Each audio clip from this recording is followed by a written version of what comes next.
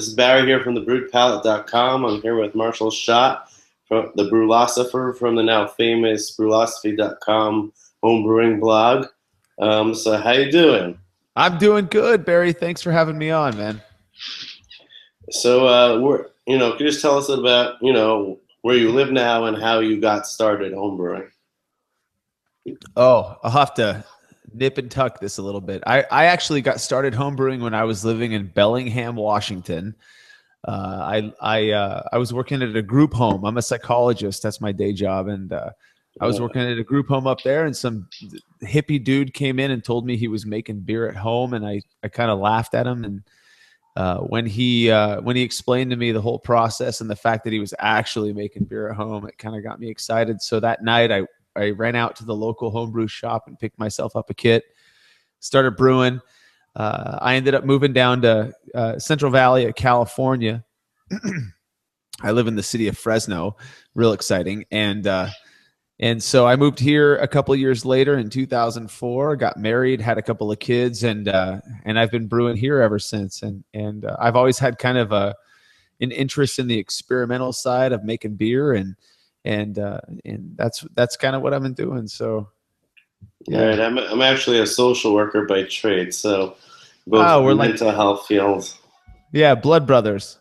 Yeah, but so your experiments have really driven the popularity of your site. So you just talk about how the site got started, and how you come up with the different experiments.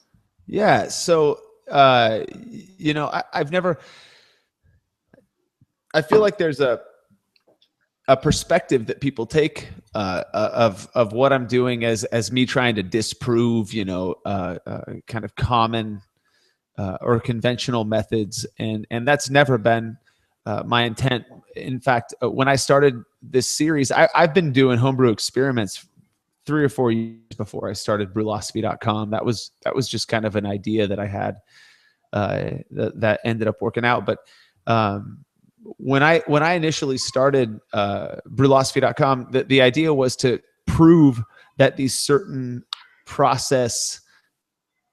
these certain methods that we do, using secondaries or fermenting cool or whatever it is, made a huge difference. And what we've been finding is that when we present these beers to people who are tasting blind, they tend not to be able to distinguish a lot of the differences between the two beers depending on the variable. The one thing that we found seems to make a significant difference so far is water quality and the salts and the acidification of the water that we're using for making beer. But yeah, that's my interest has always just been in trying to parse out the stuff that matters and getting rid of the shit that doesn't. And I find that it's kind of fun for me to do it. So I guess that's the key, is having a lot of fun. So right, yeah, that's one real question that I like, because when I sign into WordPress, I always see your posts, and all the other people I follow in that way. And when I read them, it's weird because a lot of them at the end, like the results, as you said, aren't statistically significant, but yet there's a lot you can still glean from them. So right. Like, how do you, as like the person who's carrying all these out, been doing it for a while, what's the experience like? One after the next, still not come out significant, but yet there's still enough of the experience of that experiment in itself that you could still learn something. Yeah. Oh, that's a great question. I think there's, I get emails daily from folks who are saying, well, you don't worry about true making it to your fermenter, or you must ferment warm now because this experiment said, such and such. And the reality is I don't do much different than I did 4 years ago. But I think what's most important is to consider the fact that when you are controlling for all but one variable, that maybe there isn't a big difference, but when you have small little tweaks to multiple variables, that may really contribute to, you know, that homebrew, quote unquote, homebrew character that a lot of us get made fun of for, or whatever it is. And so you know, I think it's important for people to realize that it's not good to jump on to, or to hinge their decisions on one variable or the results of one experiment in terms of what decisions they're making for their own brewing. You know, do what we know or what we've been told is good, and until we have enough data to back that up, to back up the fact that maybe it doesn't matter, fine, go ahead and ditch it, but don't hinge your decision on one data point. And that's been what I've been doing as well. I still brew basically the same way. Right. I mean, in the end, I think it's really, in the end, what we're trying to do in general about, you know, as me as a blogger too, is also helping others brew better beer. Right. And I just find that, you know, my method is, you know, sharing the ups and downs of every beer I brew and sharing, you know, my local community, because, you know, the New York City scene has been growing a lot recently. But in general, even though other homebrewers might not be brewing, you know, experiment after experiment, they could still look at, you know, your method, the steps that you took to, you know, kind of look deeper into certain variable, and then use that to help themselves brew better beer. Yeah. And you know, I think that's kind of a cool way to think about it is,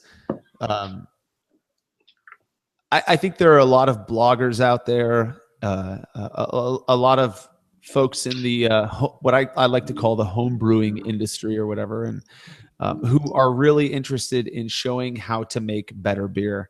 And, you know, obviously the end goal for all of us is to make better beers, to make the best beer that we possibly can. But I can't say that that's necessarily the point of Brulosophy, at least with the experiments. Is my goal is to kind of lay out there what we found, some data, and let people make that decision for themselves. Is this going to help you make better beer? I mean, you know, I get a lot of shit sometimes from people who are saying, well, you know, you're telling people to do what we know are poor process, what we know it doesn't work really well. And I'm saying, well, who cares? It's just beer. Let them do it. And if it doesn't work out, you know, then it doesn't work out. They make another batch. But the reality is, if the data holds it up, and if these people end up, you know, racking, you know, all of the trub to the fermenter or whatever it might be, or pitching a little bit warm, and their beer ends up turning out good, then good for them. It worked, you know, and in the end, who really cares? I mean, it's just beer. It's not like it's a life or death type of situation. Right. I mean, you're always going to run into people who are critical, but I think that the thing that we really every home brewer has to focus on is, you know, is mastering the process, their brewing process based on their current equipment setup. Right. And because, like, I could try every single method that you know, put on your site, and, you know, like the lagering method that people have discussed a lot that you put on your site, I could try all that. But if my personal, you know, brewing process, you know, from brewing the beer to fermenting the beer isn't, you know, sound, based on, you know, my constraints here in my apartment in New York City, then it's not going to come out good either way. So. Exactly. And that's the thing is I'm not trying to sell a method. I'm not trying, you know, I'm not trying to convince people to do it my way. What I'm saying is I've done these few things and it's worked out, and I kind of like the results, and maybe you will too. And if you don't do it. You know, who cares? It's just for fun. I mean, I want to actually talk to you a little about the lagering method, because I, you know, recently, you know, the past 6 months or so, I've brewed my first 2 lagers. Happened to be the same beer as my Pivo Pils clone. With the second one I tweaked a little bit, and I think I need one more tweak. But just how did you come up with your lagering method? You know, what's your reaction to the feedback that you've been getting on it, you know, on Reddit and other places? Yeah, well, the feedback has been, you know, 99% positive. And the way I came up with it was about, 3 3 or 4 years ago, I was, I was avoiding making lager beers, as I think a lot of home brewers do, because I had a single fermentation chamber. I didn't want to tie it up for, a month and a half, 2 months. And I went to a brew pub up in Seattle. And when I was up there, they had a Czech Pils. And I thought, man, this is really great. And I asked the bartender, how are you able to turn these around? Are you turning them around quickly? Are you just holding them? Are you lagering them for a long time? And the bartender said, yeah, these are grained to glass in a month. And I thought, what the hell? How do you do that? Because from what I've heard, from the community, is that they take, at minimum 8 weeks. And so I started kind of thinking about it and doing some research. I wasn't introduced to Greg Noonan at that point, but I've heard recently that he talked about a very similar approach to lager beer brewing. But I started thinking, if we're going to approach making lager beers in the same way that we did 200 or 300 years ago, why aren't we approaching ale beers in the same way? Right. And so we've got modern technology in the form of temperature regulators that we can plug into our fermentation freezers. And I thought, we know that the most of the off flavors that are going to be created by fermentation are going to happen in those first 2 or 3 days, while the yeast is in that phase of their development. And so let me just, I figured I'd have a hand at it, and I'd try it out. And I tried I remember I made a a Bohemian Pilsner, and I turned it around in 3 weeks. And when I gave it to a bunch of my friends, the very first batch, I did pretty close to what the lager method on my website talks about. It came out crisp, clean. There was no esters. There was nothing. And I thought, man, what do we... And that was what it was. And I think what the kicker for me was when about 2 years later, when I heard Mike McDowell or Tasty McDowell on the Brewing Network talking about the fact that he can turn a traditional lager around in 2 weeks. I mean, that to me was just incentive to talk about it a little bit more, and maybe put it on a website. And that's what I did. So it's anecdotal at best, but the reality is I made about 4 lagers the traditional way before I did this quick way. And between those batches and what I'm doing now, I can't really tell a difference. That being said, I think it's important. I got to throw this out there. I'm not trying to convince anybody who really likes doing long lager periods to do it shorter. I don't care. I mean, the reality is I'm impatient. I'm hyper. I like to get things done quickly and drink my beer as quickly as I can. And when they score well in competition, to me, that's the validation that I need. I don't need to hear that everybody is doing it the way that I think they should do it. I don't ever do decoctions, for example. And there are people who swear by decoction, but in my book, it doesn't really matter that much. But if you want to do it, I think that's badass, man. Go ahead and do it, because that's what you want to do. And it's a part of enjoying the hobby. And this is a hobby, and we're supposed to enjoy it. And so if doing a 2-month, German Pilsner is what you enjoy doing, then by all means go do it. I think that's cool. Right. I mean, I also don't do a decoction. I do a step mash, but yeah, I don't even do a step mash, man.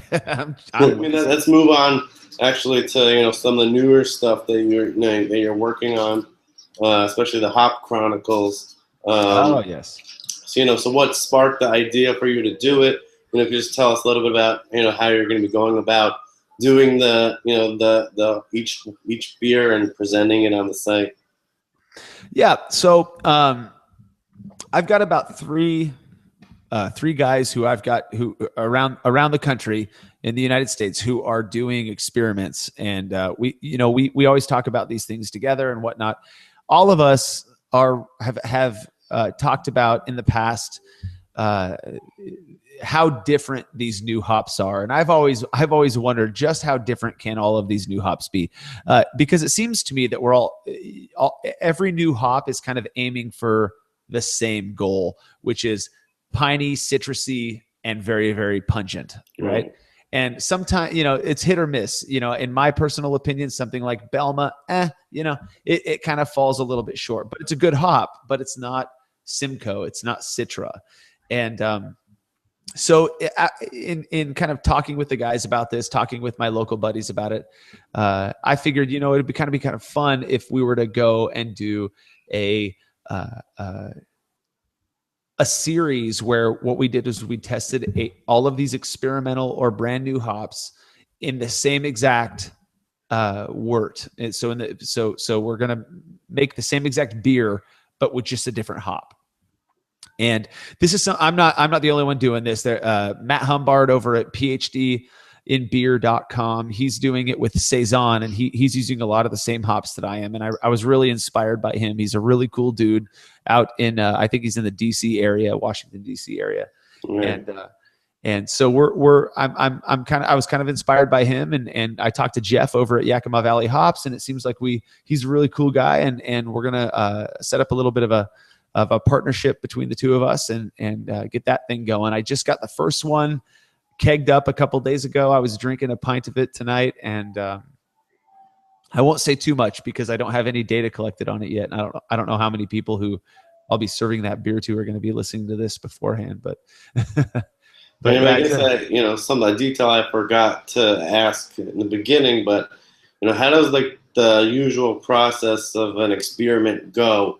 Like from brewing to kegging to collecting all the data. How does the overall schedule or process go? Oh, well, I've got a spreadsheet with about I think the last time I checked there was about 120 experiment ideas, and I've got them split up between process, ingredient, and equipment, and those are the three main areas that I think we focus on. And usually what will happen is I'll decide what kind of brew day I want. Do I just want to do I want to do a split batch where I split the wort after the boil? Am I okay with doing two mashes at the same time? And I've got the equipment to do that. And from there I'll just choose what experiment I want to go with, make the beer. I can turn around most ales. I turn around in about 2 weeks. I can turn around a Pilsner or a lager beer in 3 to 4 weeks. And then once the beer is done and complete, I find all of my beers with gelatin unless the experiment, it wouldn't work well with the experiment. And then from there, what I'll do is I'll either I just start I invite friends over to my place, and I have them sample the beers in a relatively secluded area, or I'll take a couple growlers to my local brew pub, House Pendragon down the street, or I'll go to a homebrew club meeting, whatever, and I have people take the survey either on their phone or they can use my iPhone, and that's how it works. Yeah, I have a online survey that respondents use to input their perspectives on the beer. So, and then how long does it usually take you to collect all that data? Oh man, anywhere from 2 to 4 weeks. I've got the beer that I'm working on, or the experiment that I'm working on right now, I've had on tap. I only just started collecting data this week. I've had it on tap for the last week. So, and I would say that next weekend will be, I don't want to go too long because I don't want time to be a variable, right. But next weekend will probably be the last data collection that I do. And I'll probably get about 4 or 5 more people. It'll be about 20 people altogether. Yeah.